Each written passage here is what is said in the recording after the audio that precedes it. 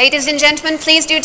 Mesdames et messieurs, je vous invite à gagner votre place. Nous allons commencer dans quelques instants. Thank you. To the stage, Dr. Kim.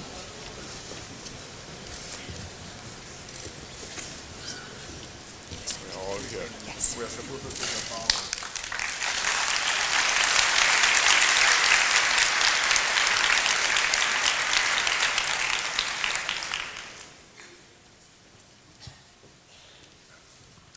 Thank you very much. Je vous remercie. Bonjour, mesdames et messieurs, chers invités, Monsieur Kim, Monsieur le Premier ministre Lee, et pour Islamasia, Baba Nanhibu, Alarim Sekalia Ian Akurmati. Et je dois dire que j'ai grandi en Indonésie, donc ça ne doit pas être si difficile pour moi. Je triche un peu. Je m'appelle Karishma Vaswani, je suis la correspondante en Asie de la BBC et je suis votre modératrice. Et c'est un honneur et un privilège pour moi que d'aborder une thématique qui me tient à cœur. Il s'agit du lancement de l'indice du capital humain et le sommet sur le capital humain. Cet indice a été publié aujourd'hui par la Banque mondiale. Nous aurons tout d'abord un dialogue de haut niveau entre le président Kim et le Premier ministre Lee et on va discuter de l'évolution de la nature du travail et l'incidence que ça aura sur le caractère urgent des investissements des pouvoirs publics dans la population. Ensuite, nous appellerons à la tribune des chefs de file du monde entier qui ont été inspirés par l'appel à l'action mondiale et ont accordé la priorité au capital humain. Je vous propose donc d'entrer dans le vif du sujet, cette discussion entre le président Jim Kim de la Banque mondiale et le Premier ministre de Singapour, Monsieur Lee. Thank you. Je vous remercie. Alors, tout d'abord, Monsieur Kim, notre hôte, vous venez de publier l'indice du capital humain. Nous en avons parlé un peu plus tôt aujourd'hui et c'est la première fois que la banque publie cet indice. Pourtant, la banque accorde toujours la priorité aux soins de santé et à l'éducation. Alors, pourquoi le faire maintenant ? Ah non, en fait, ça n'est pas vrai que la banque ait toujours accordé la priorité à l'éducation et à la santé. Je me souviens, lorsque je suis arrivée à la banque, nous avons passé en revue l'historique des emprunts de la Corée à la banque et jusqu'en 62, en fait, la banque estimait que la Corée était un pays si pauvre qu'il ne pourrait pas rembourser ses prêts. Donc, ça n'est qu'en 62 que le pays a eu droit à des prêts de la banque. Et ensuite, les premiers prêts, le premier a été pour le système routier et ensuite l'éducation. Et l'idée qui prévalait, c'était que d'abord, on construisait l'infrastructure, on devenait plus riche et lorsqu'on avait des recettes fiscales, on pouvait investir dans la population. Et c'est ça la stratégie explicite de la Banque mondiale. Et on voit dans l'historique de la Banque mondiale, la santé, l'éducation, ben on est une banque, enfin. Et donc, les dirigeants de la Banque mondiale ont été cités à maintes reprises s'exprimant ainsi. Et après 50 ans, il avait été envisagé de fermer la Banque mondiale parce qu'on estimait qu'on mettait trop l'accent sur le PIB et pas suffisamment sur l'investissement dans les populations. Après 6 ans à la banque, j'ai pu constater que le niveau de retard de croissance était très élevé, 25% des enfants dans le monde, la qualité de l'éducation.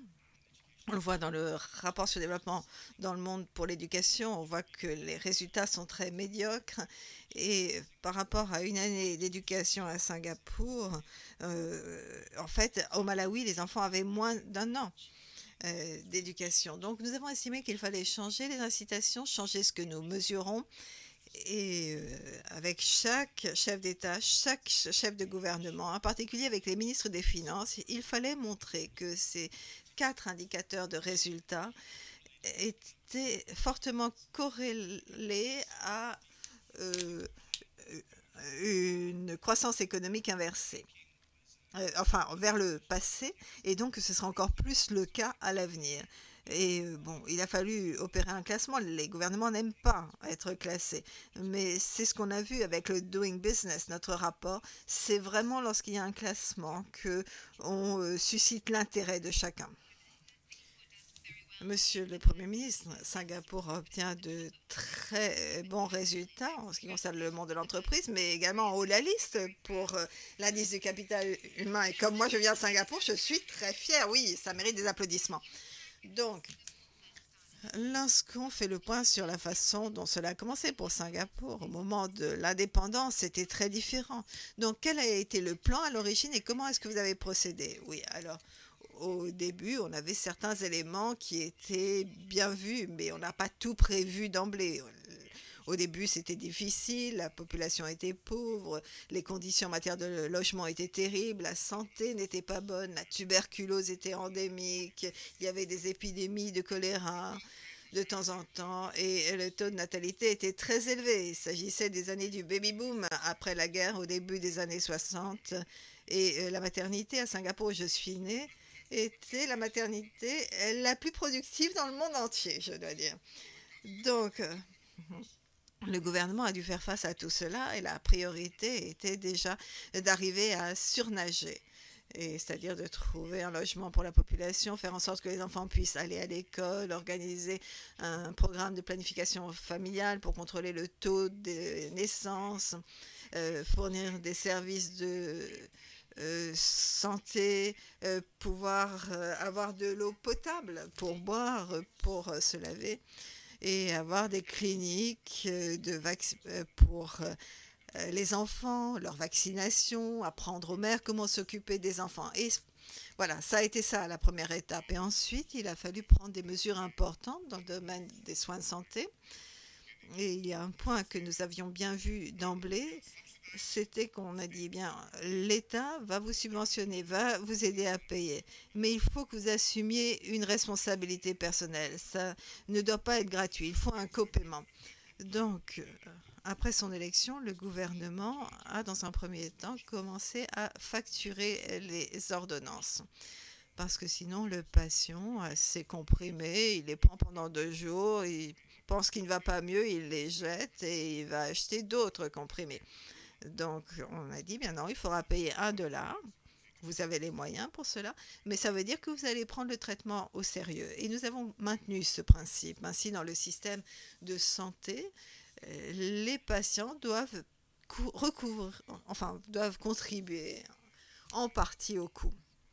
Et quelques années plus tard, nous avons organisé un mécanisme d'épargne santé obligatoire. C'est-à-dire que lorsque vous travaillez, une proportion de votre revenu, 6, 7 ou 8% de votre revenu en fonction de votre âge, va dans un compte MediSave. C'est un compte personnel que vous pouvez utiliser lorsque vous êtes malade, lorsque vous allez à l'hôpital, ça vous aide à payer la facture de l'hôpital. Vous pouvez l'utiliser si vous avez un cancer, pour la chimiothérapie, des traitements onéreux.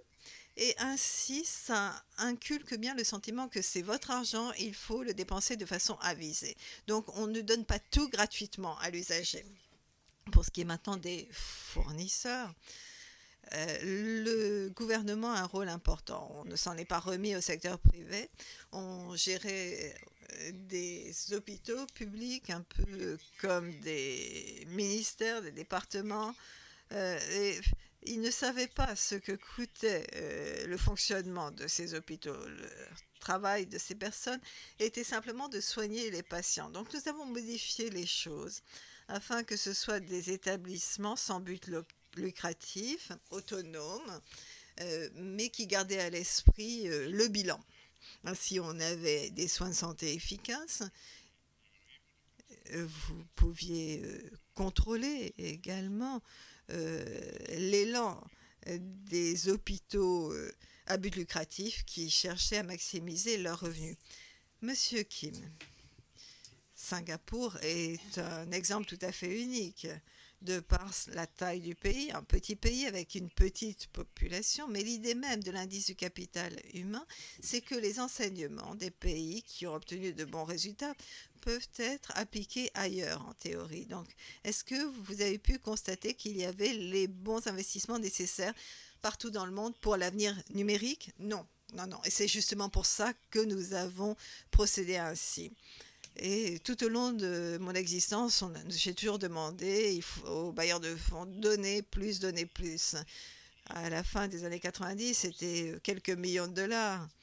Et ensuite, la fondation Gates a vraiment complètement transformé la donne. Puis il y a eu le Fonds mondial, on est passé de quelques centaines de millions à plus de 20 milliards pour les soins de santé. Mais au cours de ces 6 dernières années, il y a quelque chose qui m'interpelle, c'est que même s'il y a eu une augmentation de l'APD, on ne pourra pas résoudre le problème de 25% d'enfants souffrant d'un retard de croissance avec plus d'APD. Il est clair qu'il faut plus d'assistance extérieure, il faut que chacun soit plus généreux.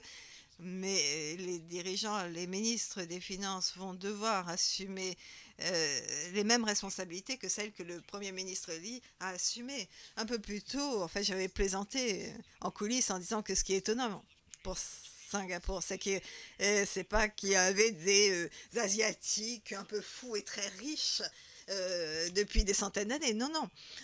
Ils ont pu agir sur les taux de morbidité, de mortalité, parce que les dirigeants ont assumé leurs responsabilités. Ils ont dit on va mesurer tout cela, on va adopter des mesures innovantes. Et j'espère que ce qui va se passer, parce qu'une grande partie de l'éducation et de la santé dans le monde est focalisée sur l'offre. Les bailleurs de fonds donnent plus, tel pourcentage du PIB. Maintenant, on met davantage l'accent sur les résultats et la demande. C'est-à-dire qu'on espère que les dirigeants vont s'adresser à nous en disant alors qu'est-ce qu'il faut faire pour obtenir de meilleurs résultats. Et on a l'exemple de Singapour à leur donner pour référence. Et alors, cet indice du capital humain, c'est ce classement qui va les amener à vouloir faire mieux, vous pensez? Bien, écoutez, il y a eu tant d'études qui ont montré le lien entre une meilleure santé et la croissance économique, une meilleure éducation et la croissance économique. L'éducation, c'est l'un des meilleurs investissements pour la croissance économique et ça, on le sait depuis très longtemps déjà. Mais on s'aperçoit aussi que du fait que on met tellement l'accent sur la générosité des bailleurs de fonds. Effectivement, on a besoin de cette générosité. Certains dirigeants de pays en développement se cachent derrière cela en disant bien nos résultats en matière de santé dépendent du fait de la générosité des bailleurs de fonds.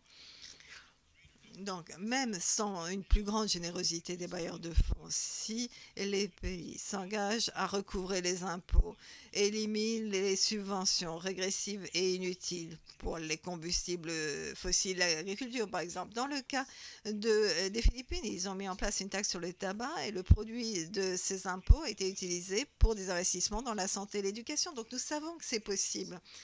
Ce que nous disons au pays, c'est, eh bien, si vous êtes sérieux, nous vous aiderons à obtenir plus de financement du secteur privé pour l'infrastructure, par exemple, les infrastructures viables sur le plan commercial, et on vous aidera à gérer votre budget, à gérer vos dépenses pour que vous soyez en mesure d'améliorer considérablement vos résultats, en particulier si vous investissez dans des domaines dont il est avéré qu'ils améliorent les résultats. Monsieur le Premier ministre, pour l'avenir, alors oui, Singapour a obtenu d'excellents résultats à ce jour, c'est clair, mais est-ce que vous pensez que vous avez accompli la tâche que vous souhaitiez accomplir pour les générations futures, mes enfants par exemple? Comment est-ce que vous allez continuer à investir dans le capital humain? Non, non, le travail n'est jamais terminé. On atteint un nouveau niveau, il y a de nouvelles attentes, de nouveaux défis aussi. Par exemple, on a un système d'éducation relativement bon, mais maintenant on met l'accent sur l'éducation préscolaire. Les enfants arrivent à l'école à l'âge de 6 ans avec des niveaux très différents. Certains savent déjà lire et écrire, d'autres reconnaissent à peine les lettres. Donc, on souhaite que chacun ait un bon point de départ dès que possible dans la vie, qu'il soit riche ou pauvre, que vos parents soient favorisés ou démunis. Et c'est là un domaine de focalisation pour notre gouvernement, et cela pendant encore des années. Pour les soins de santé, nous avons mis l'accent sur un certain nombre de points. Le traitement à l'hôpital, c'est important, mais on ne veut pas que tout se passe à l'hôpital. Il faut aussi voir les soins de santé à un niveau inférieur. Par exemple, les personnes âgées, lorsqu'elles sont malades, elles sont malades longtemps, mais n'ont pas nécessairement besoin de médecine de haute technologie. il faut qu'on puisse les aider. La communauté peut les aider. On a besoin de ces services. Et il faut aussi donner des incitations aux populations pour qu'elles restent actives, en bonne santé. Donc, on a des personnes de 70 ans qui apprennent la danse classique et en fait, qui se débrouillent plutôt pas mal. Oui, oui, j'ai vu ça. Mais ils sont très heureux. Bon, alors je suis allée, moi, à Singapour et j'ai demandé au Premier ministre de participer à ce panel et il s'est montré réticent. Mais je vais vous dire pourquoi je lui ai demandé de venir. C'est parce que lorsque je suis allée à Singapour, j'ai passé toute une journée à étudier le système de santé. Je n'arrivais pas à croire qu'ils obtenaient ces résultats en dépensant 4% du PIB. Le Premier ministre Lee m'a corrigé. Il a fait de nouveau en coulisses. Il a dit non, c'est 4,6%. Les États-Unis dépensent 19% du PIB, 10 à 12% pour les pays européens, 5% en Chine. Donc pour obtenir ce type de résultat avec 4,6% d'investissement, eh bien c'est extraordinaire. Moi, j'avais du mal à y croire. Mais je lui ai demandé de venir ici parce qu'à chaque fois que je discute avec lui, il m'apporte ce type de détails. C'est ça ce qu'on va attendre des dirigeants. Il faudra qu'ils puissent communiquer les détails de ce qui fonctionne pour la santé, pour l'éducation.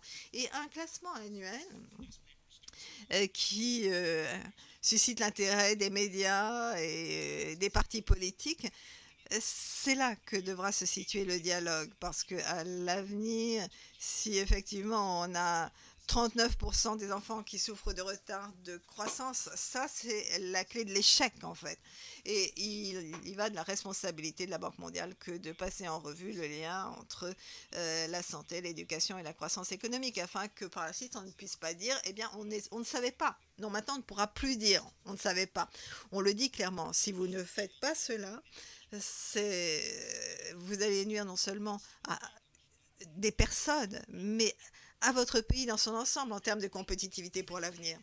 Monsieur le Premier ministre, étant donné que Singapour a connu des résultats aussi excellents, quel serait votre conseil pour ceux qui sont ici dans la salle ou les autres ministres des Finances qui veulent reproduire cet exemple, ceux qui nous suivent en ligne aussi? Eh bien, écoutez, le point de départ pour les autorités doit être la volonté d'améliorer l'existence de l'ensemble de la population, pas seulement de quelques-uns, de toute la population. Parce que si c'est ce qui nous anime, alors on améliore leur vie, ils peuvent contrôler leur vie, ils ont un toit, ils peuvent commencer à réfléchir à l'avenir et ce qu'ils veulent pour leurs enfants.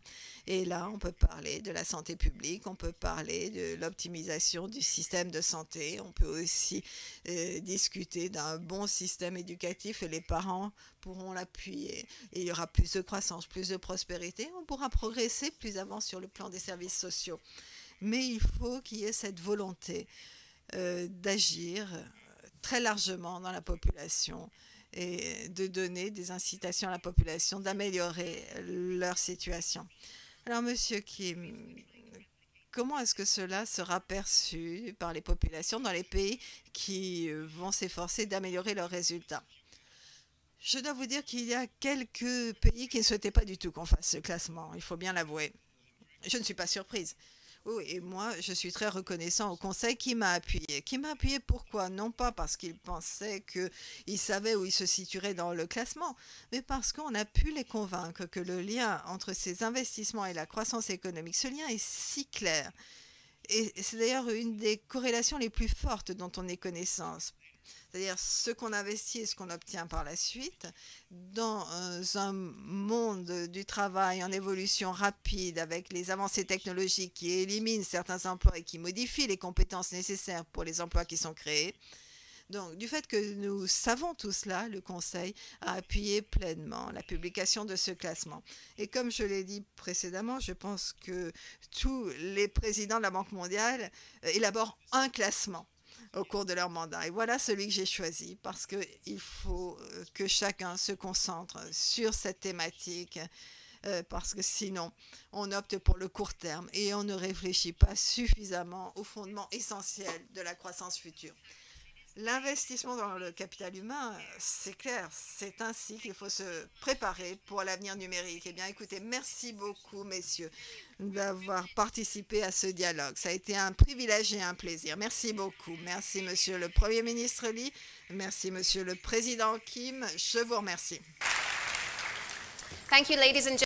Mesdames et messieurs, je vous remercie d'avoir fait montre de patience et d'avoir écouté avec beaucoup d'intérêt, j'en suis sûre, ce dialogue très intéressant. Et pour ceux d'entre vous qui avaient véritablement le pouvoir de changer les choses dans votre pays, je suis sûre que nous pouvons envisager un avenir où il y aura plus d'investissements dans les domaines qui sont importants pour la population. Nous allons suivre une petite vidéo en attendant que la tribune soit réorganisée pour que nous sachions ainsi et que pour entendre la voix de ceux qui nous intéressent aujourd'hui. Et par la suite, nous reprendrons le cours de notre programme.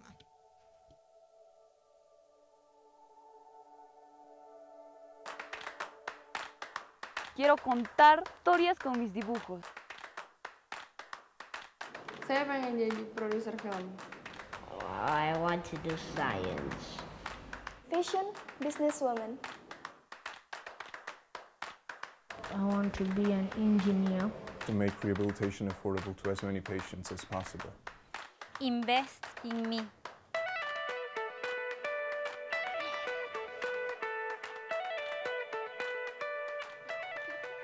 Eso ha sido el cambio en la comunidad y en mi hogar especialmente, ¿no? En ellos está el cambio. Son inteligentes, desde su sueño de ellos es ser líder.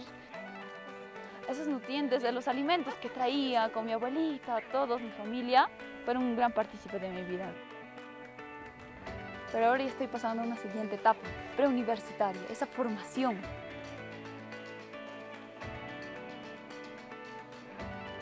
Mereka mempunyai mental atau jiwa wirausaha. Kita juga diajarkan kewirausahaan. Motivate kids, teach them how to think about logic. Karena pendidikan sendiri adalah fundamental bagi anak bangsa untuk nanti mereka memajukan bangsanya.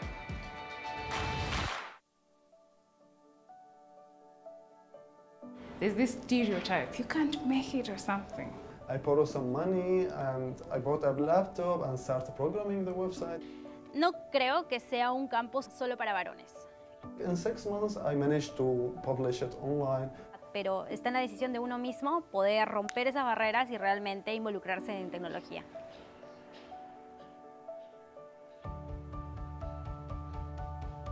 Nobody has experience on how that solution needs to be built. We're forcing them to be creative, to be curious, and to explore.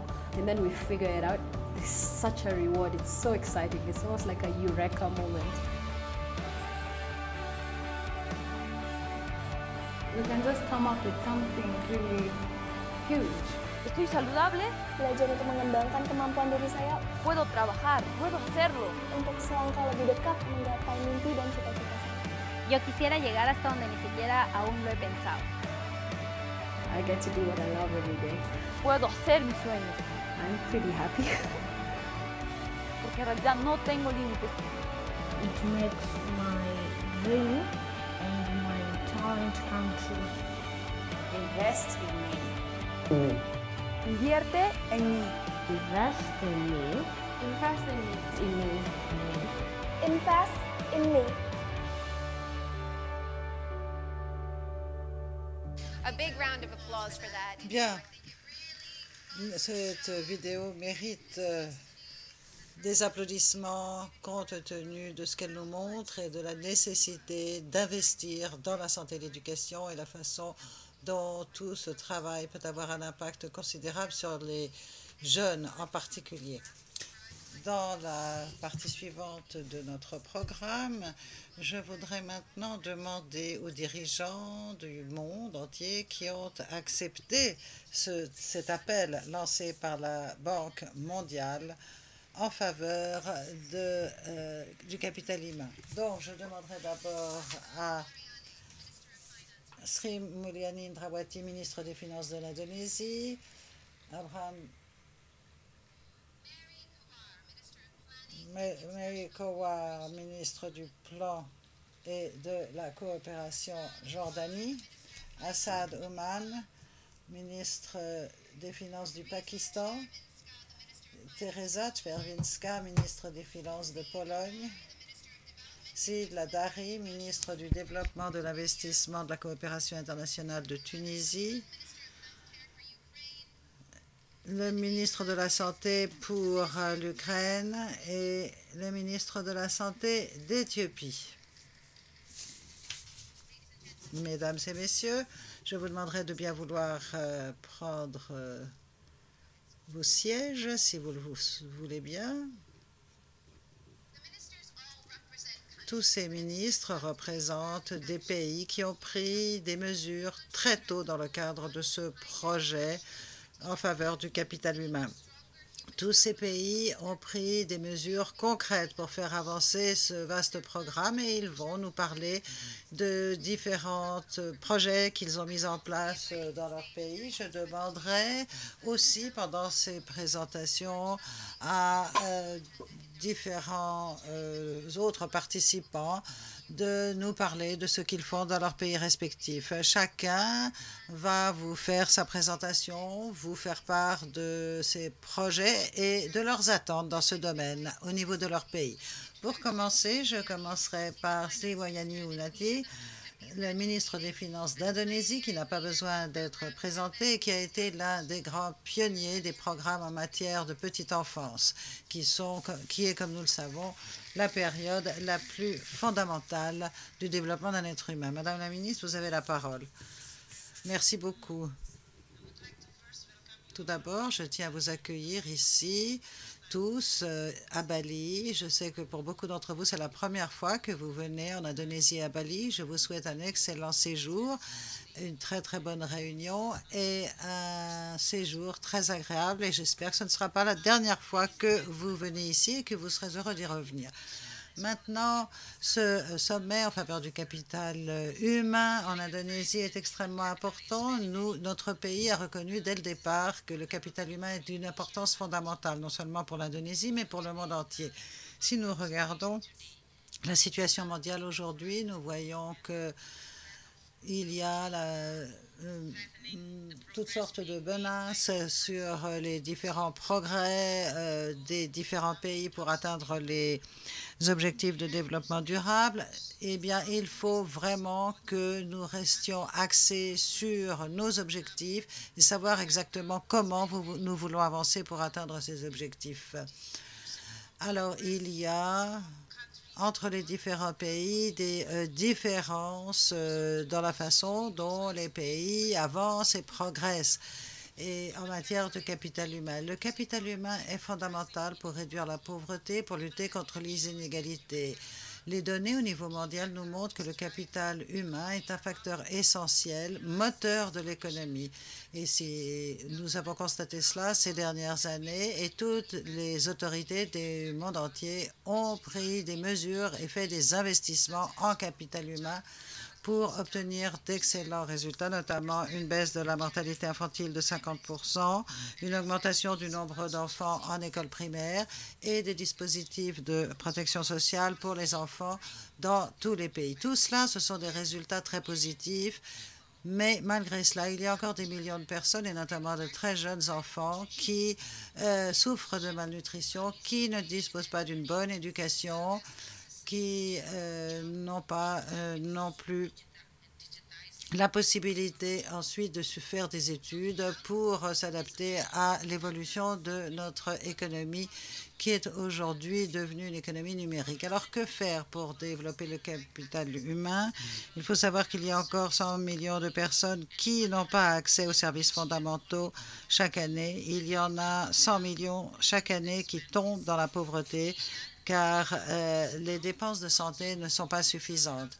Le président d'Indonésie a mis en place la couverture universelle des soins de santé. Nous en sommes pour le moment au tout premier stade du système. Nous allons poursuivre sa mise en œuvre.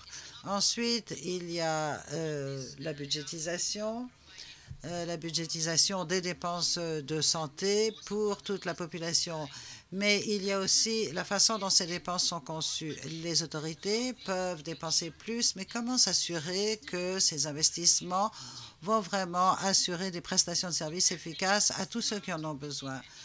il y a le développement humain, cognitif, physique des enfants qui est extrêmement important, et donc l'accès à l'école primaire est fondamental. C'est fondamental non seulement pour la productivité actuelle, mais aussi pour la productivité future. Et d'après un certain nombre d'études, il est clair que si l'on investit dans la petite enfance, eh bien, on obtiendra des améliorations considérables de la productivité dans l'économie de chacun de nos pays. Donc, nous reconnaissons tous la nécessité impérieuse d'améliorer la nutrition, la santé dès le plus jeune âge. Et ça, c'est vrai aussi pour l'Indonésie. Comment allons-nous être en mesure d'améliorer les programmes qui ont été mis en place par le gouvernement? Ça, c'est la première chose. Ensuite, au niveau de la santé. Ensuite, il y a l'éducation. L'éducation, c'est un ingrédient fondamental aussi.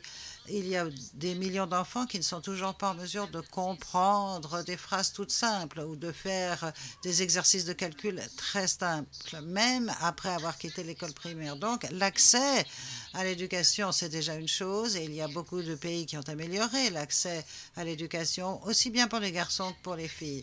Mais la question suivante que l'on peut se poser, et qui est tout aussi importante, voire plus importante, c'est la qualité de l'éducation, la qualité de l'apprentissage, comment ces enfants vont être en mesure d'utiliser les connaissances qu'ils reçoivent pour être plus productifs par la suite. C'est la raison pour laquelle ce projet de capital humain lancé par la Banque mondiale est extrêmement important. Pour moi, en particulier, lorsque je travaillais à la Banque mondiale et maintenant que je suis de retour en Indonésie, lorsque je vois que toutes les initiatives qui ont été prises par la Banque mondiale en matière de capital humain, grâce à la persévérance du président Kim qui a insisté pour dire qu'il fallait vraiment axer davantage nos travaux sur le capital humain, eh bien, je suis très touchée par sa persévérance et par la façon dont il a essayé de convaincre tous qu'il fallait vraiment donner la priorité et privilégier le capital humain, pas seulement le développement, mais aussi il faut apporter son soutien à tous les ministères, à toutes les collectivités locales qui sont responsables d'améliorer la qualité du capital humain en Indonésie, que ce soit le secteur du santé, de l'éducation ou les dispositifs de protection sociale. Donc maintenant que nous avons tout cela, toutes ces données, que nous avons cette volonté, cette détermination des autorités et ces programmes en place, nous espérons vraiment que grâce à cela, nous aurons un mouvement vraiment très fort d'amélioration des politiques, des programmes pour bien d'autres pays aussi, parce que chaque année qui passe risque d'être une année perdue pour les plus jeunes, pour les générations des plus jeunes qui méritent d'avoir une meilleure vie aujourd'hui et à l'avenir. Et cela ne peut se faire que si l'on met en place des politiques et des investissements en faveur du capital humain de la manière la plus efficiente possible. Je souhaite encore vous souhaiter la bienvenue à tous et j'espère que cet appel à l'action ne veut pas se limiter simplement aux autorités des différents pays, mais sera aussi repris par toutes les institutions internationales, les philanthropes, les différents intervenants du secteur privé et les organisations de la société civile. C'est comme cela que nous arriverons à aboutir à de meilleurs résultats. Je tiens à féliciter et à remercier le président Kim d'avoir lancé ce projet. L'Indonésie a été l'un des tout premiers pays à adopter ce projet, l'un des premiers adeptes. Et il y a beaucoup d'autres pays qui sont ici présents dans la salle et nous savons que si nous n'arrivons pas à obtenir de meilleurs résultats ici, nous n'arriverons pas non plus à en obtenir ailleurs. Merci beaucoup, Madame la Ministre. Comme la Ministre vient de le mentionner, il n'y a pas de temps à perdre. Il faut investir dans le capital humain. C'est absolument extrêmement urgent pour assurer le développement de nos économies. Je voudrais maintenant inviter Abraham De Casté, ministre des Finances de l'Éthiopie. Voici un pays qui a posé les jalons du travail dans le domaine du capital humain et je vous demande de souhaiter la bienvenue à Abraham Tekeste. Merci beaucoup. Bonjour à tous. Investir dans le capital humain est primordial. Investir dans la santé des populations est très important pour améliorer la vie des populations, pour que les gens puissent participer activement à la vie économique. Investir dans le capital humain, c'est aussi très important pour tous ceux qui ont l'ambition d'assurer un développement à long terme. Pour assurer un développement à long terme, il faut des populations qui soient en meilleure santé, qui soient mieux formées.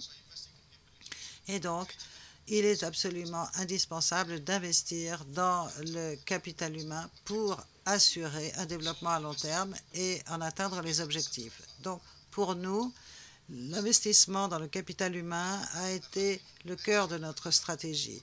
Il y a eu un engagement, une détermination très forte de la part des autorités. Notre gouvernement, bien entendu, non seulement au niveau central, mais à tous les niveaux des communautés, des collectivités locales et territoriales. Donc, pour tous, à tous les niveaux des administrations publiques, le développement du capital humain est une priorité. Les communautés locales ont aussi été sollicitées pour se mobiliser en faveur du développement du capital humain. Et cet engagement généralisé a été guidé par une stratégie de développement à moyen terme qui privilégie, encore une fois, le développement humain. Grâce à cela, nous avons pu investir jusqu'à 60% de notre budget dans les populations, dans le développement de la santé, de l'éducation, des services sociaux. Nous avons tant investi ces dernières 15 années que nous sommes arrivés à assurer l'accès universel à l'éducation. Nous sommes aussi très proches de l'accès universel aux soins de santé. La mortalité infantile a considérablement diminué. La pauvreté a régressé à près de 15% en 1900. De 50% en 1996 à environ 25% ces dernières années.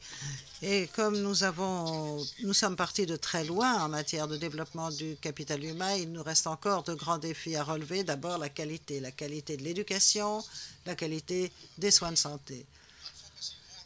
Nous axons aussi nos travaux davantage sur l'équité des services de santé, de l'éducation, dans toutes les couches de la société et dans toutes les régions de notre pays.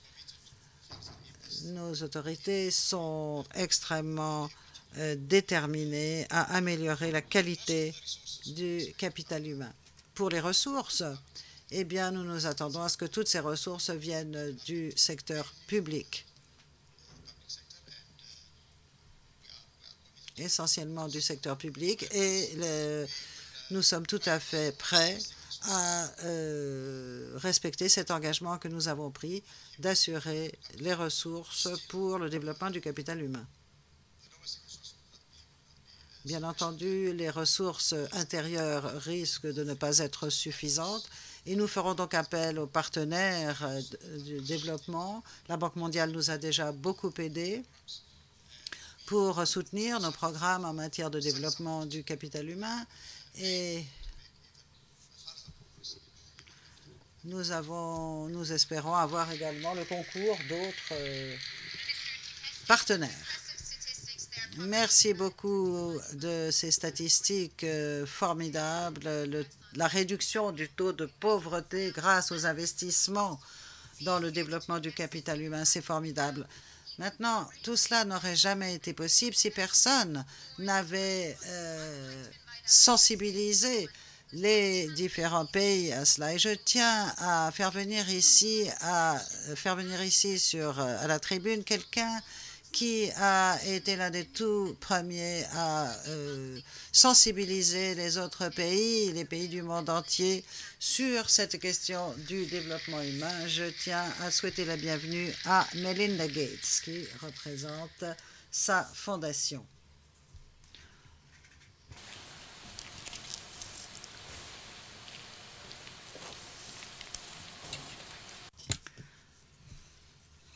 de la Fondation Bill et Melinda Gates. Je suis vraiment très heureuse d'être ici aujourd'hui. J'aimerais bien que l'on réfléchisse quelques instants.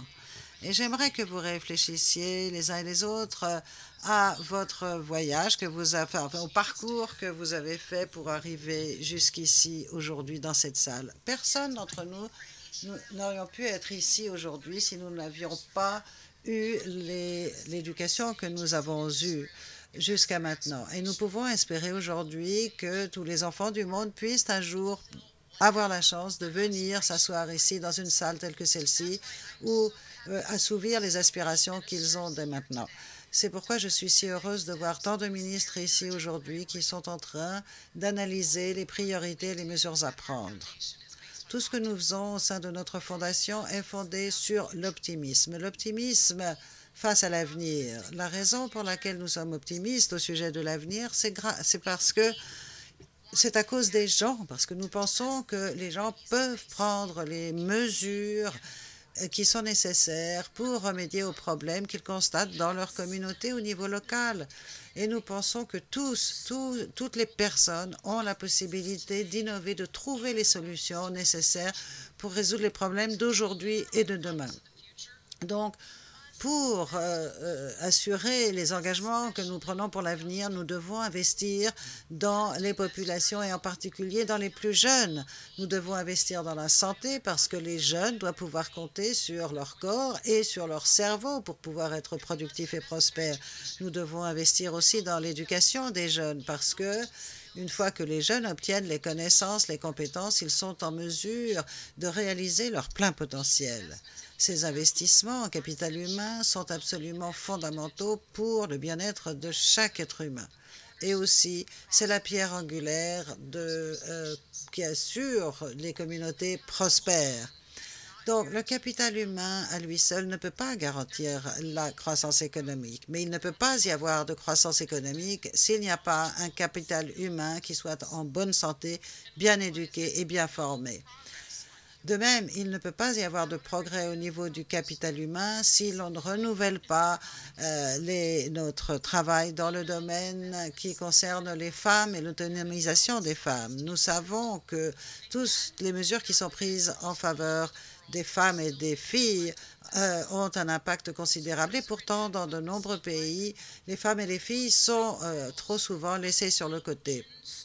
Donc, il y a trop souvent des problèmes que nous devons surmonter. Nous devons faire en sorte que les filles puissent aller à l'école, non seulement pour aller à l'école, mais aussi pour recevoir une éducation de qualité. Parce que si l'éducation n'est pas de qualité, eh bien, nous savons que cela aboutira à une meilleure santé pour ces filles et lorsqu'elles seront mères aussi, elles assureront une meilleure santé pour leurs enfants, garçons et filles. Donc, il faut que les garçons et les filles aient les outils nécessaires pour aussi assurer leur grossesse. Lorsque les filles et les femmes peuvent décider de la période à laquelle elles décideront d'avoir des enfants, nous savons que leurs familles seront en fait mieux éduquées et en meilleure santé. Aujourd'hui, nous savons qu'il y a 390 millions de femmes qui ont accès à ces possibilités dans les pays émergents. Mais il y a encore 214 millions de femmes dans les pays à faible revenu qui nous disent qu'elles n'ont toujours pas accès à la contraception. Si nous voulons vraiment déclencher ce cercle vertueux que je viens de décrire, la planification familiale doit en faire partie intégrante parce qu'elle est liée à l'évolution démographique qui amènera une formidable croissance économique. C'est ce que nous avons constaté dans tous les pays, les uns après les autres, et ça prend simplement une génération.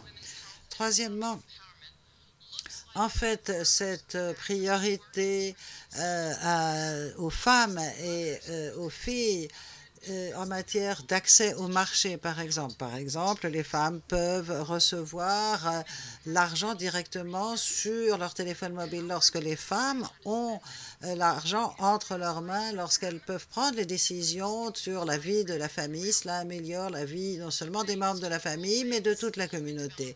Donc, grâce à la Banque mondiale, l'indice de capital humain qui vient d'être élaboré par le président Kim et ses équipes, permettra justement de progresser dans ce développement du capital humain. Pas seulement l'indice, mais le fait qu'il y a des données désagrégées dès le départ. Et ça, je ne peux pas vous dire à quel point il y a trop de données qui n'ont pas qui ne reposent pas suffisamment sur des données désagrégées dès le départ. Et grâce à cela, grâce à cet indice du capital humain de la Banque mondiale, il y aura ces données désagrégées. Nous savons que l'indice en lui-même ne va pas assurer une amélioration du capital humain. Il va falloir que dans chaque pays, des mesures soient prises. Il va falloir qu'il y ait des dépenses de plus en plus efficientes en matière d'éducation et de santé et la participation de nombreux partenaires et de nombreux bailleurs. Il va falloir aussi un leadership. J'ai récemment rencontré le président Kenyatta du Kenya, le président du Burkina Faso. Tous les deux m'ont dit qu'ils réfléchissent à l'avenir de leurs pays respectifs en termes de capital humain, en termes d'investissement qu'ils réalisent actuellement dans ce capital humain. Très récemment, parallèlement à l'Assemblée générale des Nations unies, j'ai entendu le président Macron parlait de l'importance du développement pour les femmes dans le développement du capital humain en général. J'ai entendu aussi d'autres présidents qui sont en train de mettre en place ce type de programme.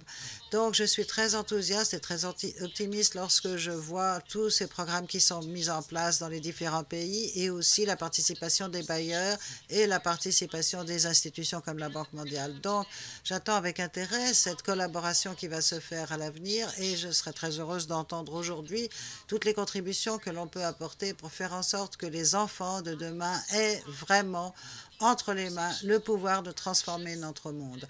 J'espère de tout mon cœur que toutes ces discussions pourront se transformer en mesures concrètes. Notre fondation est prête à contribuer de quelque façon que ce soit à ces efforts et je vous remercie de m'avoir accueilli ici aujourd'hui. Thank you so much, Melinda. Merci beaucoup, merci de ce discours et de vos réflexions sur la voie de l'avenir en matière de capital humain. Je voudrais maintenant demander au ministre des Finances de Pologne, Teresa Czerwińska. La Pologne est un pays qui a enregistré des progrès considérables récemment en matière de développement des systèmes de santé et d'éducation. Merci, je suis très heureuse d'être ici aujourd'hui et de représenter mon pays dans le cadre de cette initiative si primordiale. Nous reconnaissons en Pologne que le capital humain a un impact très important sur le développement et la croissance économique. Le capital humain apporte des avantages non seulement aux populations, mais au pays tout entier. Et les données empiriques nous montrent que trop souvent, le capital humain a été négligé. Les pays qui développent leur capital humain avec des bons systèmes de santé et d'éducation jettent les bases d'une bonne et d'une solide croissance économique. Je tiens à souligner que le développement du capital humain repose sur des systèmes de financement de la santé et de l'éducation avec la participation de financements publics et privés pour pouvoir développer des services d'éducation et de santé, tout cela ayant un impact sur la réduction des inégalités dans la société. Et tout cela pour assurer une croissance qui soit plus inclusive. Tout cela reposant sur des politiques de participation publique et privée. L'année dernière, le gouvernement polonais a adopté une nouvelle stratégie de développement responsable en identifiant les différents éléments fondamentaux qui doivent assurer le développement du pays à long terme. Et l'idée de base pour le développement du capital humain et pour cette stratégie, c'est de prendre en compte les compétences de chaque individu qui doivent absolument aboutir à une amélioration du capital humain de façon à ce que chacun puisse mieux participer au capital social.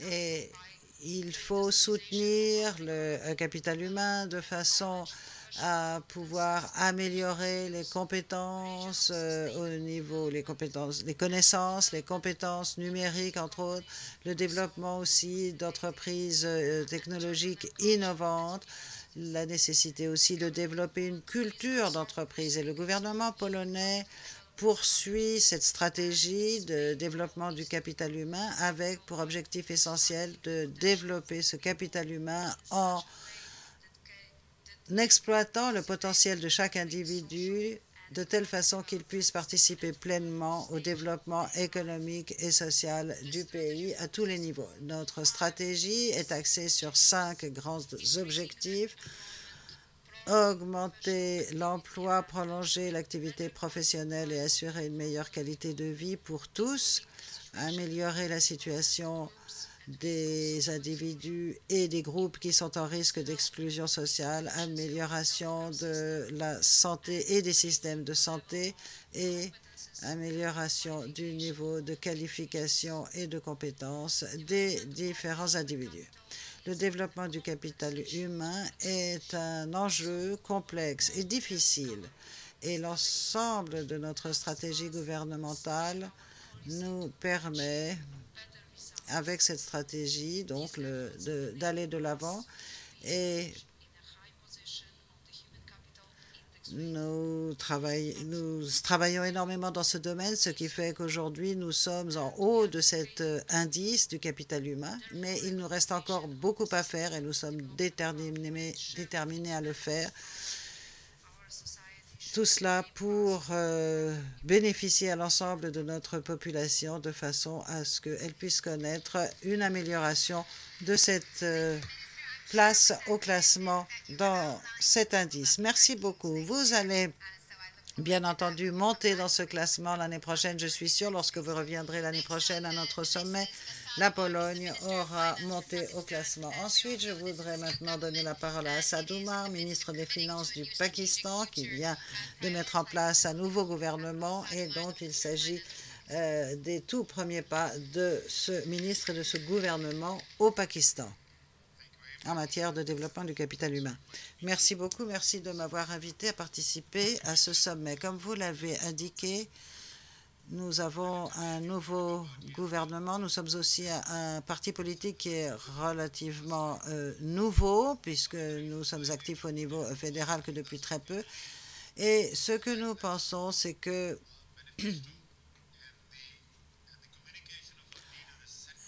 le manifeste de notre parti et la communication faite par le dirigeant de notre parti a toujours été axée sur le développement du capital humain. Et comme l'a dit le président Kim, il est très important d'assurer le développement économique d'un pays et le développement de sa population. Tout dépend il faut bien sûr assurer les deux, et tout dépend bien entendu de ce que l'on privilégie. Nous pensons que le développement du capital humain est absolument fondamental pour le développement économique du pays dans son ensemble. Et pour moi, c'est là la première étape. Si vous voulez changer quelque chose dans une société, il faut privilégier le développement du capital humain. Vous trouverez cela dans notre manifeste. Et j'ai entendu toutes les personnes que j'ai rencontrées ces 2 derniers jours ici. Dans le premier discours de notre Premier ministre, il a beaucoup parlé des retards de croissance des enfants dans son discours et à quel point cela limite le développement du capital humain et le développement économique du pays. Donc, nous ne sommes au gouvernement que depuis 7 semaines, mais au fur et à mesure que nous allons avancer, nous allons bien entendu consacrer d'importantes ressources, car sans ressources, nous ne pouvons pas avancer. Donc, c'est un élément absolument indispensable. Et je pense que c'est le cas dans nombre de pays. Ce ne sont pas seulement les ressources qui sont nécessaires, mais aussi la façon dont elles sont utilisées. C'est essentiel. Et même bien que nous soyons pour le moment encore au balbutiement de notre gouvernement, un certain nombre de mesures avaient déjà été prises il y a quelques années. Et je vais vous mentionner un certain nombre des objectifs et des mesures que nous allons prendre qui peut-être vont vous sembler très simples, mais pour un pays comme le Pakistan seront d'une extrême importance. J'aimerais évoquer le domaine de la santé. Est-ce que nous envisageons de faire afin d'améliorer les résultats dans ce domaine? Il est clair que nous n'avons pas les résultats escomptés dans le domaine de la santé ou de l'éducation, les résultats que mérite la population du Pakistan. Pour la santé, nous avons redéfini les priorités. Nous avons aussi accru les ressources, ça c'est important, mais nos ressources sont limitées néanmoins. Et nous avons pu constater, et cela reflète le processus décisionnel au Pakistan, c'est qu'il y a des allocations budgétaires disproportionnées pour les soins de santé tertiaires par rapport aux soins de santé primaires. Et comme le souligne à juste titre la Banque mondiale, ce sont les investissements dans les soins de santé primaires qui ont la plus forte incidence sur la vie de la population, en particulier les enfants qui sont notre avenir. Donc, cette redéfinition des priorités est une de nos priorités. Par ailleurs, ce que nous avons déjà fait dans la province, et nous le faisons maintenant au niveau central, c'est la carte ENSAV, donc de santé, c'est-à-dire donc une couverture santé très efficace. Il s'agit non seulement de donner aux consommateurs le pouvoir décisionnel, et c'est donc axé sur la demande plutôt que sur l'offre, comme cela a été fait traditionnellement par le passé. Et cela a un impact très fort car le consommateur est alors l'agent principal de responsabilisation. Cela améliore la performance parce que si vous n'avez pas une bonne performance, vous n'avez pas de patient. Et c'est là un élément essentiel de la réforme de gouvernance qui doit être réalisée. Au lieu de laisser les bureaucrates décider des affectations financières, eh bien, si on laisse plus d'argent aux mains des patients et on les laisse décider, ça peut avoir un impact très positif. Autre changement dans le domaine de la santé, c'est que l'on n'accorde pas assez d'attention à la nutrition. Et nous envisageons des programmes de nutrition à l'école. Certains ont été lancés à une échelle limitée, mais il va falloir élargir cela. Et autre domaine d'attention, il faut axer notre action davantage sur la prévention et les programmes de vaccination. Belinda Gates est ici. La Fondation Gates travaille en étroite collaboration avec le Pakistan sur un programme d'éradication de la polio qui est couronné de succès. Nous espérons que cette année sera la dernière année où un cas de polio sera déclaré au Pakistan. Donc, d'autres programmes de vaccination similaires doivent se voir accorder la priorité car ils peuvent avoir un impact très fort. En ce qui concerne l'éducation, maintenant, on a besoin de plus d'écoles. Il y a un grand nombre d'enfants qui ne sont pas scolarisés. Et en particulier, les disparités entre les garçons et les filles augmentent beaucoup à mesure que l'on passe de l'enseignement primaire à l'enseignement secondaire. Cela est dû aux conditions sociales au Pakistan, surtout dans les zones rurales, où les filles ne peuvent pas s'éloigner trop de leur maison. Donc, il faut plus d'écoles primaires ainsi. Il y aura moins de distance entre l'endroit où vivent les petites filles et leur école. Ainsi, le taux d'abandon scolaire entre l'enseignement primaire et l'enseignement secondaire sera réduit. Mais il y a quand même des limites pour ce qui est du nombre d'écoles que l'on peut construire avec des budgets limités. Il faut donc tirer parti des technologies et ça, c'est un élément central de notre plan à l'avenir. Tirer parti des technologies pour aller au-delà des infrastructures physiques et pouvoir atteindre tous les enfants, même dans les zones reculées. Au Pakistan, on trouve certaines des montagnes les plus hautes au monde avec de grands déserts aussi. Donc, ces technologies pourront nous être fort utiles pour accroître l'accès pour les enfants. Et un autre élément qui a trait directement aux allocations budgétaires, c'est l'augmentation du nombre d'enseignants. Mais la qualité, c'est important. Et je suis ravie de voir que dans cet indice du capital humain, on voit non seulement le nombre d'années de scolarisation, mais également la qualité de l'éducation impartie.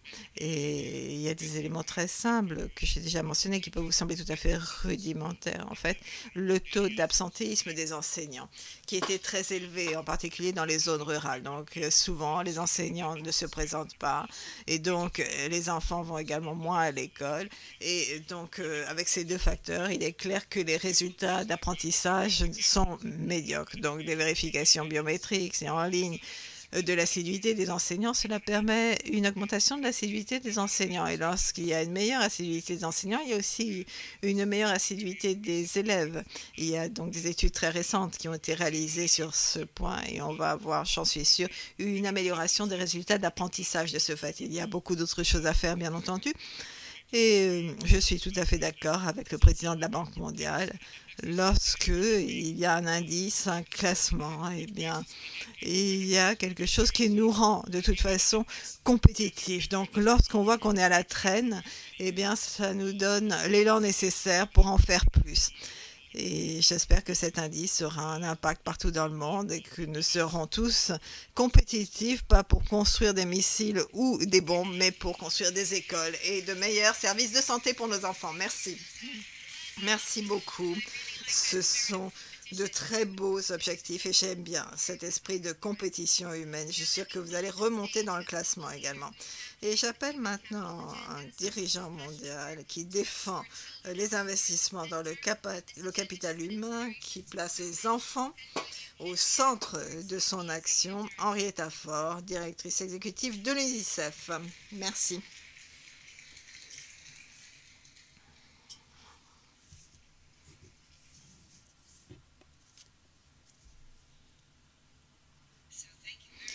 Merci beaucoup.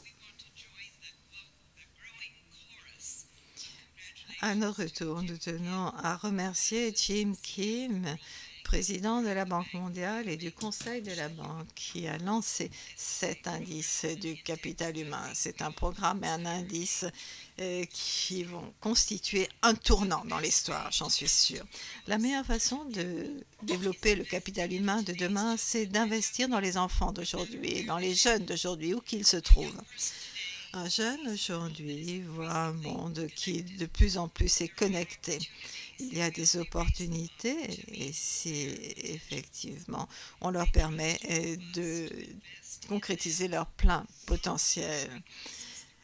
Il faut investir pour eux, pas seulement parce que c'est ce qu'il faut faire, mais parce que c'est un bon investissement.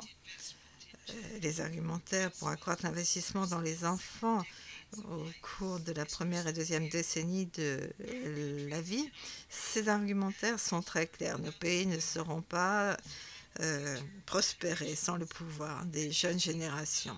Et les jeunes savent qu'ils ne représentent pas seulement l'avenir. Ils travaillent, ils apprennent, ils contribuent à la vie des familles et des communautés au quotidien. Le cerveau se développe extrêmement rapidement au cours des premières années, en dessous de l'âge de 3 ans, et investir dans le développement de la petite enfance, comme l'a indiqué Sri Mulyani, est essentiel. Donner aux enfants de bons soins de santé, une bonne nutrition, une stimulation, c'est une opportunité unique d'investir dans la capacité de cet enfant pour un apprentissage tout au long de la vie et pour une bonne productivité. Les investissements dans la deuxième décennie de la vie peuvent appuyer le développement des jeunes en s'assurant que ces jeunes ont accès à une éducation de qualité, qu'ils sont en bonne santé et en sécurité. Un enfant à l'abri de la violence est mieux à même de devenir un citoyen productif qu'un enfant qui vit dans la crainte et qui souffre. Le retour sur investissement est si élevé et les inconvénients sont si faibles que la décision d'investir pour les enfants et les jeunes apparaît clairement. Alors, quelques exemples de retour sur investissement. Tout $1 dépensé pour les vaccins dans les pays à faible revenu et à revenu intermédiaire nous permet d'obtenir un rendement multiplié par 16 en productivité. Pour chaque $1 investi dans l'assainissement, l'OMS estime que le rendement est multiplié par 6 grâce à l'abaissement des coûts de santé, l'augmentation de la productivité et la réduction du nombre de décès prématurés, surtout chez les enfants de moins de 5 ans. Chaque $1 investi dans des programmes de développement de la petite enfance de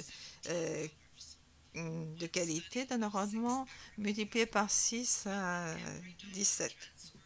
Et dans les pays africains, on s'est aperçu que chaque dollar transféré dans les ménages dans un programme de transfert de liquidité donne un rendement de 2,30 $. Chaque jour, en Indonésie, 365 filles se marient et abandonnent l'école et cela représente un coût pour l'économie, un coût de 1,7% du PIB qui est perdu chaque année. Donc, si ces petites filles peuvent rester à l'école pendant 12 ans avec un apprentissage de qualité et les avantages que cela représente pour l'économie, cela se traduira par des milliards de dollars de bénéfices et un bon retour sur investissement. Chaque investissement dans un domaine de la vie de l'enfant, par exemple pour la santé, étaye son développement dans d'autres domaines également, par exemple son éducation. Lorsqu'on investit dans le capital humain de façon transversale, c'est la meilleure façon de parvenir à des résultats durables qui vont durer toute une vie et vont façonner une population en bonne santé, résiliente, qui peut appuyer le développement économique d'un pays au cours des années à venir. L'UNICEF est prête à apporter son expertise, son expérience et sa portée mondiale dans 190 pays dans le monde pour aider les gouvernements non seulement à définir les arguments à l'appui de l'investissement dans le capital humain, mais aussi les aider à élaborer des programmes qui appuient ce capital dans la santé, l'éducation, l'eau, la nutrition. Nous travaillons avec les gouvernements et les communautés pour aider les enfants et les jeunes à développer leur plein potentiel. Nous mobilisons également des partenaires de tous les secteurs afin de permettre la co-création de solutions nouvelles pour mieux soutenir les jeunes et les enfants. Par exemple, un partenariat Génération Illimitée lancé le mois dernier réunit des partenaires, des entreprises, des jeunes afin d'identifier et de mettre à l'échelle de nouvelles innovations, de nouvelles solutions pour appuyer les jeunes, de l'apprentissage numérique jusqu'aux apprentissages, des programmes d'alternance et des programmes de mentorat. C'est nous qui défendons le capital humain. Nous devons aussi défendre l'investissement dans les jeunes et les enfants sur ces 2 décennies. En tant que défenseur à l'échelle mondiale, je suis prête à travailler avec les gouvernements pour continuer à définir des arguments qui permettront de mobiliser plus de ressources, plus de soutien pour cette cause importante. Nos enfants et nos jeunes sont le meilleur investissement que chacun d'entre nous puisse jamais faire. Je vous remercie. Thank you. That was excellent. That was really inspiring. Really inspiring. Merci. Une source d'inspiration extraordinaire. Je vous remercie. Donc, ce que nous avons entendu dans toutes ces présentations, tous ces discours, et je suis sûre que vous serez d'accord avec moi pour dire que le moment est venu de prendre ce type de décision. Et c'est fantastique que l'indice du capital humain permette ce type de décision. Maintenant, j'aimerais donner la parole à Marika Maekawar, ministre de la Planification et de la Coopération internationale de Jordanie, donc pays qui connaît aussi un afflux de réfugiés très important et sans précédent. Bonjour, mesdames et messieurs. J'aimerais vous faire part de l'histoire du capital humain de Jordanie. Nous sommes un pays pauvre en ressources. Notre principal capital, c'est notre capital humain. Et nous en sommes rendus compte dès les années 70 et 80. À la fin des années 70, la scolarisation des filles était égale à celle des garçons. Et aujourd'hui, elles ont encore de meilleurs résultats. Aujourd'hui, 40% des élèves ou des étudiants qui quittent l'école continuent dans l'enseignement supérieur. Nous avons une bonne santé maternelle, une mortalité infantile très faible. Donc, lorsque nous examinons notre indice rang 56, ça a été une révélation. Nous ne l'attendions pas. Alors, qu'est-ce qui s'est passé ? En 2008, avec la crise financière mondiale, la Jordanie a commencé à contracter des dettes, même que bien d'autres pays. Ce n'était pas seulement le cas de la Jordanie. En 2012, il y a eu la crise des réfugiés syriens qui a commencé et soudain, on a eu 20% de population en plus. ces réfugiés syriens pouvaient tout à fait utiliser nos systèmes éducatifs et de santé, mais nos services atteignaient leurs limites. Notre endettement a augmenté, les frontières se sont fermées, le chômage a augmenté. Et oui, les inégalités également ont été plus marquées entre les personnes qui peuvent continuer de payer pour une bonne éducation et ceux qui ne peuvent pas payer pour cela. Et c'est là que le projet de capital humain est fondamental pour la Jordanie parce que nous voulons retrouver la bonne trajectoire tout en maintenant notre engagement à fournir les services pour nos frères et sœurs de Syrie. Alors pourquoi est-ce que ce projet est si important pour nous?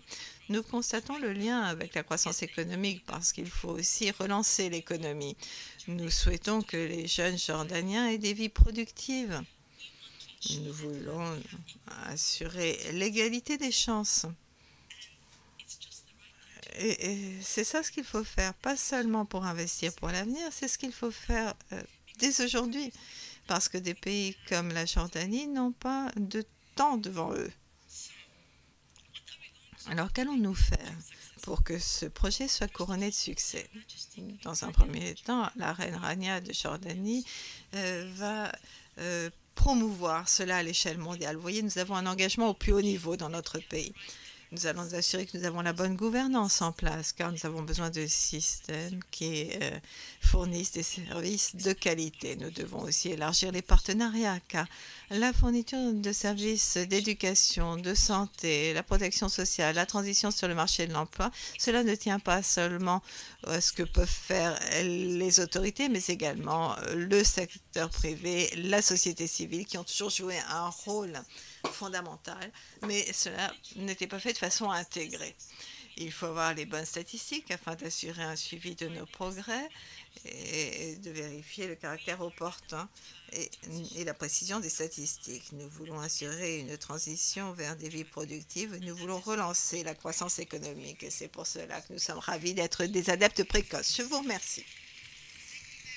Merci beaucoup, Marie Kawar, ministre de la Planification et de la Coopération internationale de Jordanie.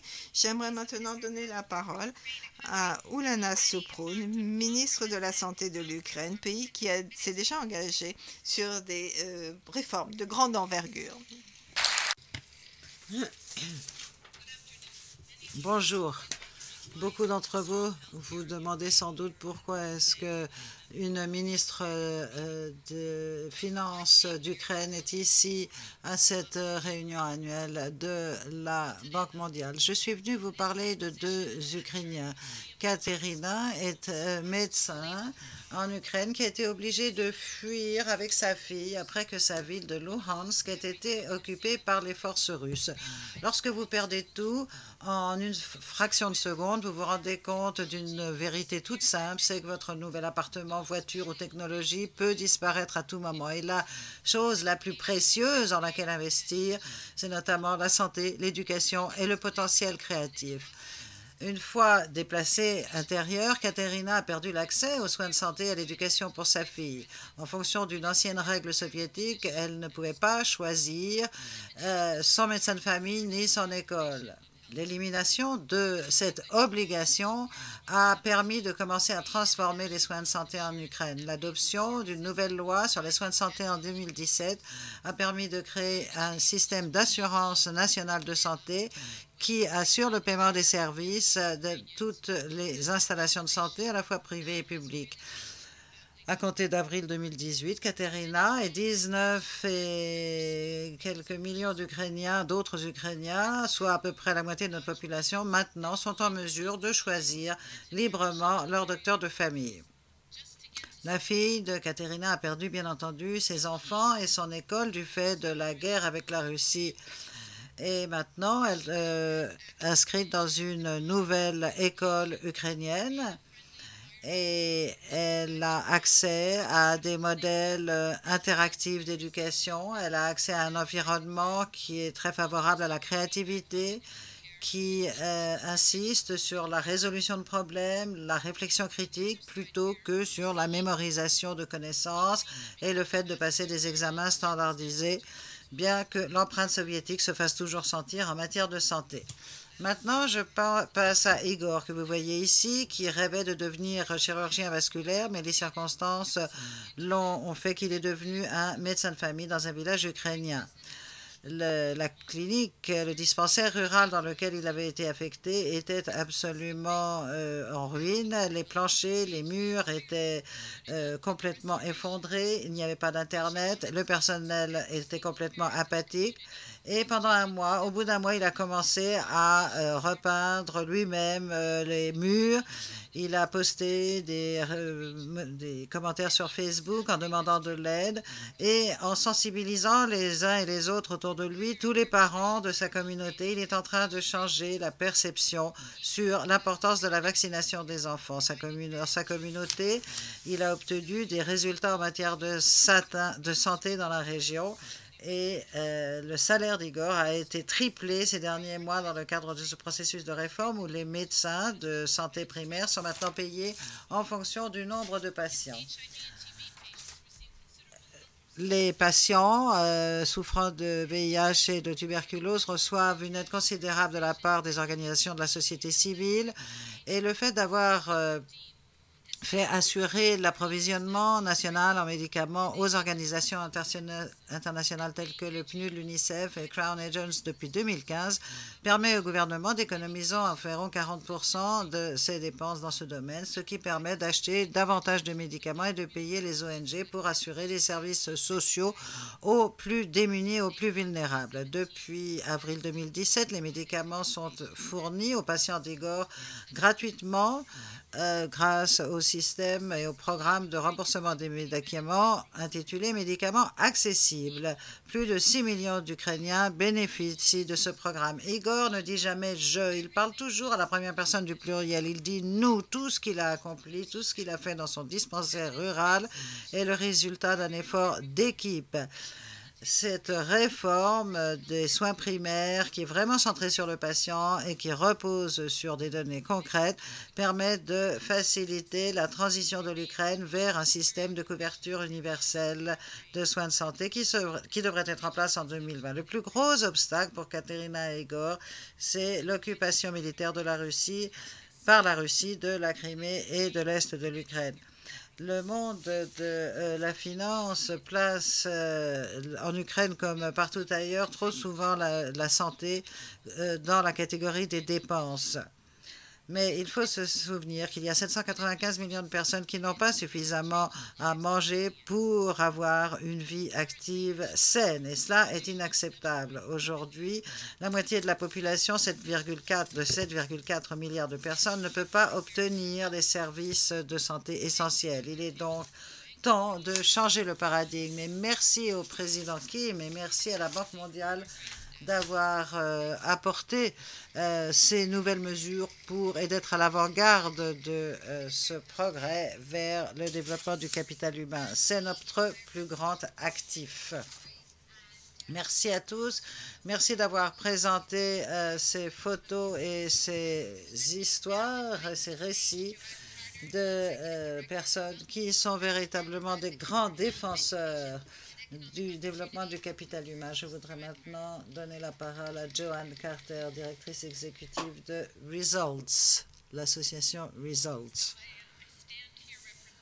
Oui, je représente ici un partenariat mondial de différentes associations locales de 5 continents, et notamment dans les 50 États des États-Unis. En tant que partenariat mondial, nous sommes engagés envers la lutte pour mettre un terme aux maladies et à la pauvreté extrême. Je suis très heureuse de me trouver ici parmi tous ces ministres et ces pays qui travaillent dans ce domaine.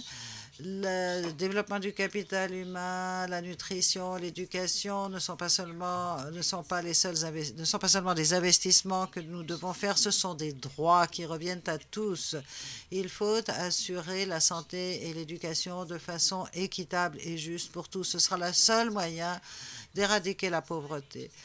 Et Nous travaillons au sein de nos associations pour faire en sorte que les gouvernements respectent leurs engagements, assurent de meilleures politiques pour assurer une plus grande équité. Pour nous, cet indice est un outil très puissant qui va nous permettre de voir ce qui est possible et ce qui est très urgent. J'ai été très impressionnée par les 30 pays, ou presque, qui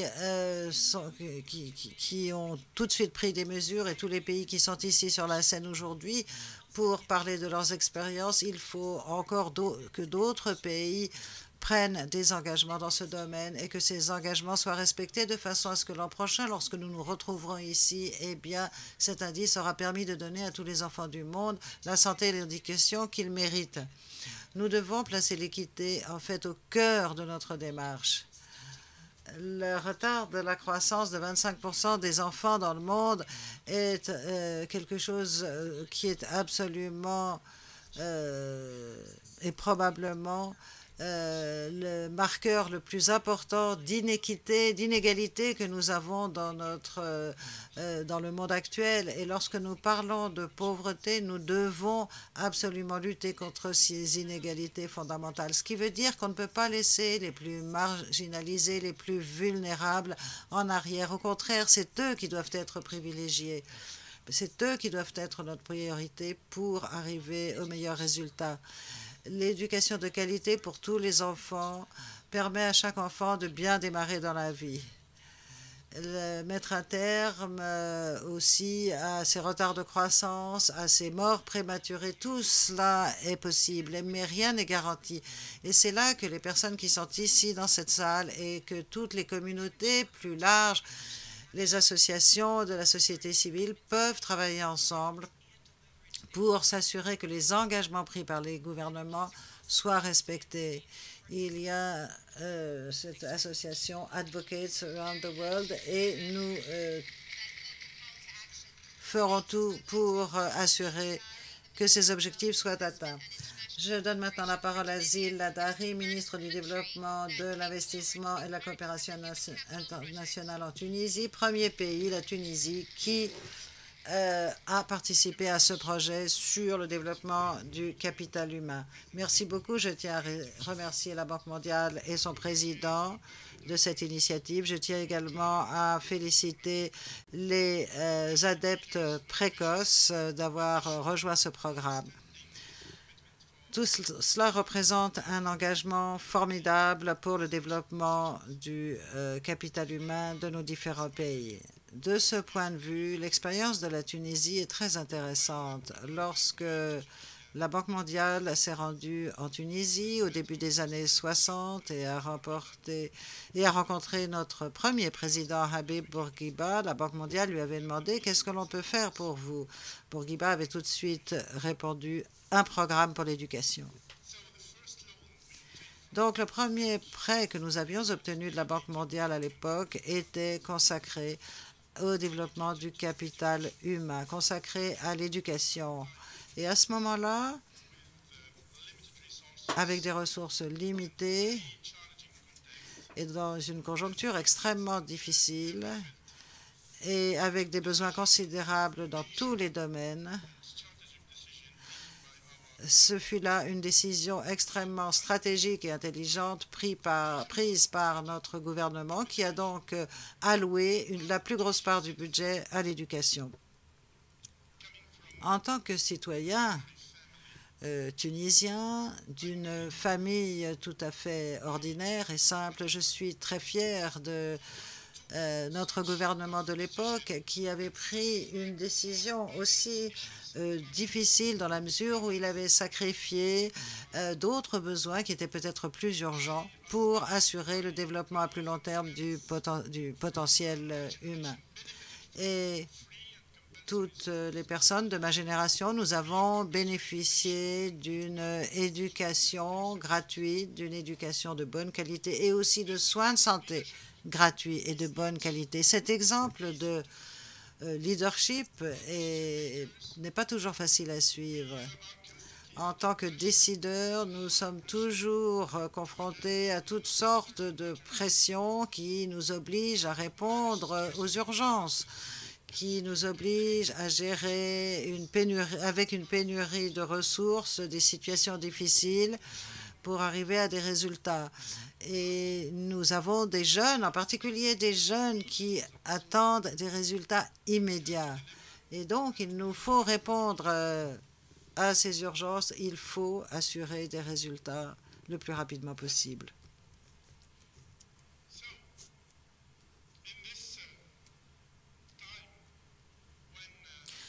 Et c'est dans ce contexte où les urgences sont nombreuses, où il y a ces démarches de travail à court terme, eh bien la question qu'il faut se poser est de savoir qui s'intéresse aux problèmes à long terme. Et il y a une citation bien connue, c'est celle de dire qu'à long terme, finalement, nous serons tous morts. Mais il est très difficile, c'est une question difficile, parce qu'il faut du courage pour prendre ce type de décision à long terme, pour avoir la vision des résultats qui pourront ainsi être atteints. Il faut à peu près une génération pour cela.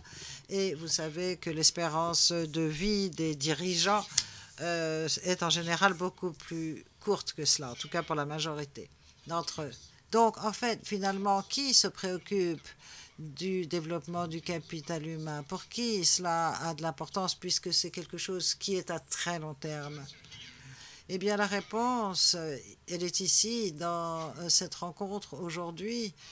Vous vous en préoccupez beaucoup puisque c'est vous qui êtes à l'origine de cette initiative, c'est vous qui avez été des adeptes précoces de cette initiative et vous êtes ici pour dire que oui, pour nous c'est important, pour nous c'est vraiment important, le capital humain. Et oui, pour nous c'est important parce que nous tenons à garantir un avenir meilleur. Pour nous, c'est important parce que nous tenons à assurer un avenir meilleur pour les générations futures. Oui, pour nous, l'avenir des centaines et de centaines de jeunes d'aujourd'hui est extrêmement important, alors que ces jeunes sont souvent très déçus. Ils sont confrontés tous les jours à la menace de radicalisation, de terrorisme, d'immigration illégale, de criminalité. Et toute cette jeunesse mérite un avenir meilleur. Donc, nous sommes ici pour dire qu'il faut investir dans cette jeunesse. Il faut leur redonner l'espoir. Pour nous, ces jeunes sont extrêmement importants. Et ce que nous voulons, c'est leur donner les compétences, les qualifications nécessaires pour se préparer au marché du travail et pour se préparer à s'adapter à la révolution technologique de façon à ce qu'ils puissent naviguer avec succès dans ces nouvelles technologies. Ils ont besoin de toutes sortes de compétences, de qualifications. Ils doivent savoir apprendre par eux-mêmes. Ils doivent aussi savoir développer leur esprit critique, leur esprit d'entreprise. La Tunisie vient justement à cet égard d'adopter un nouveau règlement révolutionnaire qui offre aux jeunes entrepreneurs les meilleures incitations possibles et les meilleures garanties possibles pour lancer leur entreprise. Et ce qui fait que la Tunisie est dans la région le pays qui est le plus favorable aux jeunes entrepreneurs. La Tunisie a été le premier pays à rejoindre cette initiative de la Banque. Et là encore, nous sommes très reconnaissants au président Kim. Au début de l'année, donc, nous sommes très heureux d'avoir été le premier pays à s'engager sur la voie de cette initiative et nous sommes très heureux d'y contribuer. Le capital humain, encore une fois, est un enjeu considérable pour nous en Tunisie. Depuis 20 à 30 ans, malheureusement, nous avons laissé de côté cette question et nous devons reconnaître que au cours des 20 dernières années, donc, nous avons affecté moins de ressources et nous avons prêté moins d'attention à cette question. Mais je suis là ici aujourd'hui pour vous dire, et au nom de tout le gouvernement et sous la direction de notre président et de notre Premier ministre, que nous avons la très forte volonté de tout faire dans ce domaine pour réussir. Pour nous, le capital humain est extrêmement important parce qu'en tant que jeune homme politique dans une jeune démocratie, je suis convaincu que l'investissement dans l'éducation, dans le développement du capital humain peut mener à un nouveau résultat en Tunisie, c'est-à-dire qu'il pourra permettre de jeter les bases d'une plus forte démocratie dans quelques années. Pour nous, le développement du capital humain est extrêmement important car nous pensons qu'un tel investissement apportera de nouveaux résultats qui se traduiront par une meilleure cohésion sociale, par une meilleure stabilité générale et par une meilleure situation de paix au sein de notre société et entre toutes les sociétés. C'est là extrêmement important dans le monde d'aujourd'hui où les conflits, les guerres et la violence se développent à un rythme très rapide. Et enfin, pour nous, le capital humain est d'une extrême importance parce qu'il ne s'agit pas de rendre les pays plus innovateurs ou plus productifs ou plus moteur de croissance, mais cela permet aux pays de se rapprocher les uns des autres. Nous vivons dans un monde où nous avons des téléphones intelligents partout. Nous pensons tous que grâce à cela, nous pouvons savoir tout ce qui se passe dans le monde entier. Ce matin, certains en Tunisie ont appris le tremblement de terre avant même que moi-même je me sois rendu compte qu'il y avait eu un tout petit tremblement de terre ici à Bali. Mais paradoxalement, tout cela ne rapproche pas pour autant les gens. Donc, en investissant dans le capital humain, je pense que cela nous permettra à tous de mieux nous comprendre, de nous rapprocher, de travailler mieux ensemble et d'investir aussi mieux les uns dans les autres. Et je pense que ce sera là le résultat final de cette initiative. Un monde plus prospère, plus intelligent, mais aussi plus pacifique et plus stable.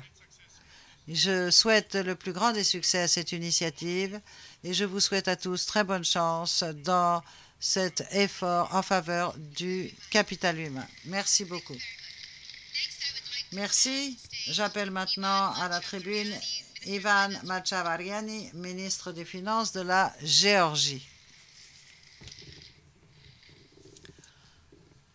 Merci.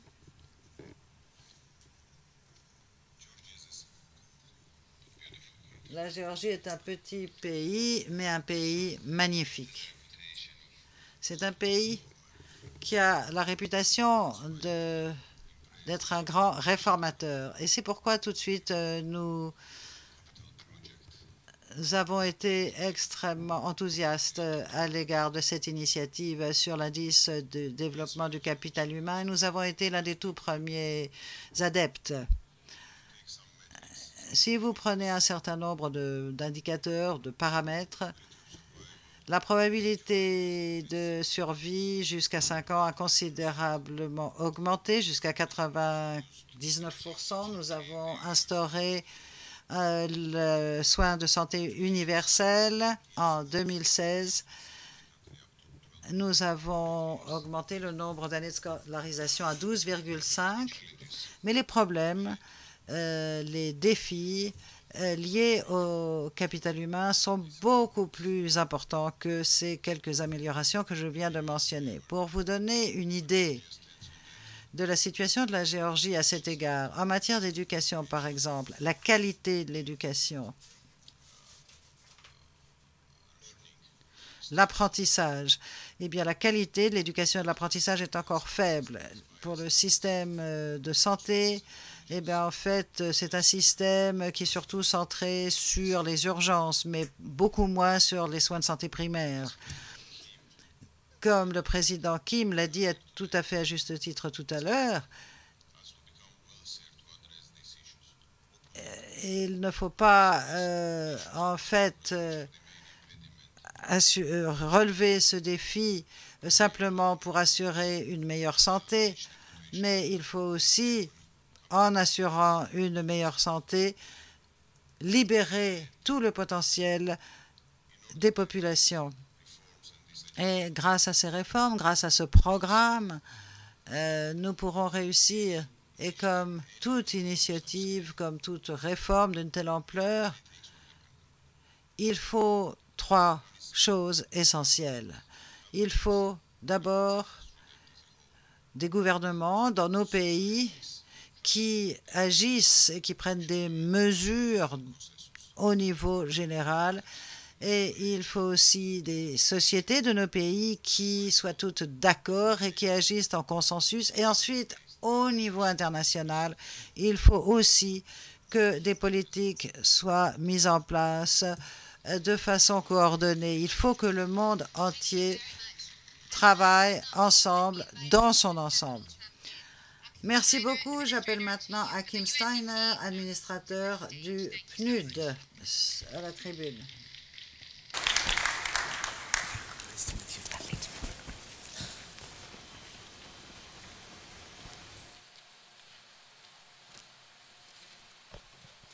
Good afternoon. Bonjour, Excellences, Mesdames et Messieurs. C'est un plaisir pour moi que d'être parmi vous aujourd'hui à l'occasion du lancement de cet indice du capital humain. Et dans un premier temps, je tiens à saluer Jim Kim et mes collègues de la banque qui ont eu le courage d'aller plus loin sur cette voie. Alors que trop longtemps, on a eu une vision réductionniste du développement, des progrès, de la prospérité, mesurée essentiellement de par le monde au moyen de cet indicateur très approximatif du PIB, de la croissance du PIB. La capacité à avoir une vision de notre société qui passe par l'investissement dans les générations futures, à de nombreux égards, c'est quelque chose que nous souhaitions tous. C'est pourquoi je salue cet indice du capital humain qui remet en cause nos perspectives passées pour mesurer notre degré de réussite et aussi du fait que ainsi le défi de la publication d'un indice a été relevé. Et j'ai dit à Jim Kim, vous allez voir que la première année, vous aurez l'impression que tout va bien parce que tout le monde va examiner la méthodologie, mais la deuxième année, ça sera plus difficile parce que certains des pays qui vont descendre dans le classement ne seront pas très satisfaits. Mais c'est là le rôle des organisations internationales, c'est-à-dire avec de bonnes données empiriques, des analyses, permettre aux pays, à la communauté mondiale, aux citoyens, d'évaluer les progrès réalisés. J'aimerais vous dire aussi que je suis parmi vous cet après-midi, après une semaine qui sera assez similaire à celle que bon nombre d'entre vous avaient connue, alors du nord-est du Nigeria, au Tchad, à Singapour, pour arriver ici. Et si l'on parle de capital humain, d'éducation, de santé, alors mon périple de 6 ou 7 jours m'a amené d'un extrême à l'autre, du nord-est du Nigeria, où on voit ce que ça veut dire d'avoir tout perdu à la suite de l'extrémisme, de la violence, des attaques de Boko Haram. J'étais là-bas avec le coordinateur des services d'urgence des Nations Unies et nous avons vu des camps de personnes déplacées et nous avons passé 1 heure dans la zone d'accueil où arrivent les personnes après avoir dû fuir en perdant tout. En n'ayant pas mangé pendant des jours, souvent ils arrivent avec leurs enfants et la première chose qu'on leur donne c'est une protection, oui, et ensuite un examen médical. On pèse les enfants, on les vaccine et c'est le début de ce dispositif de protection sur le plan de la santé.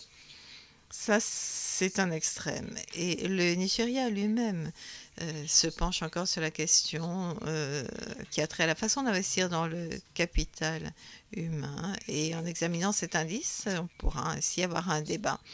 Au Tchad, nous avons passé aussi un certain temps dans une unité qui s'occupait des mères ayant des enfants souffrant de malnutrition. Et les médecins expliquaient que souvent on ne comprenait pas que la malnutrition, ça n'était pas une maladie. Pour bon nombre de mères analphabètes qui ont peu d'informations, la malnutrition, ça n'est pas seulement l'absence de nourriture, c'est une combinaison d'une série de facteurs et ces mères risquaient de perdre leurs enfants. Heureusement, ces services médicaux accueillaient les dizaines de femmes qui arrivaient avec des enfants qui ont pu être stabilisés en quelques jours et des mères qui ont pu être mieux informées des questions de nutrition.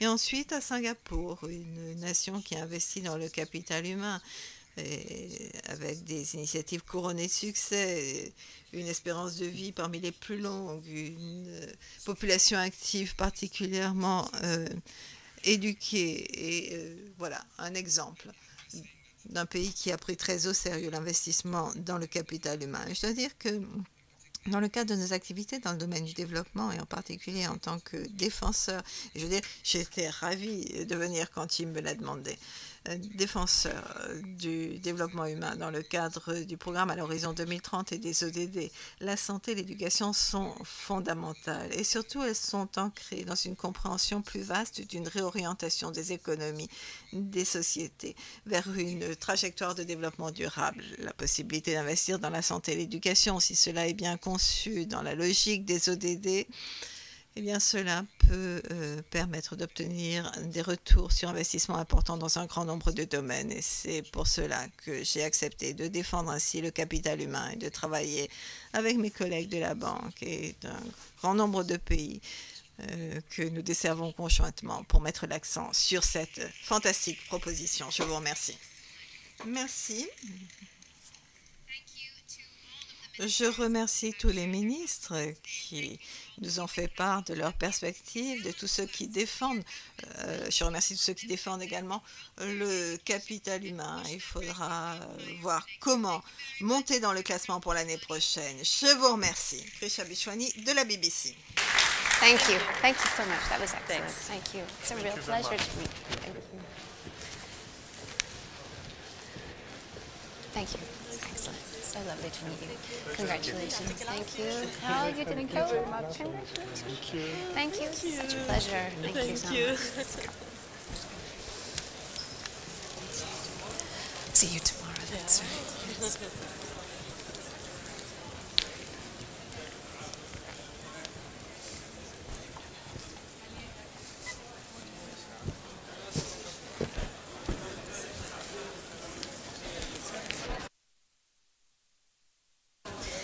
Thank you so much. Karishma, thank you. Are you running to? My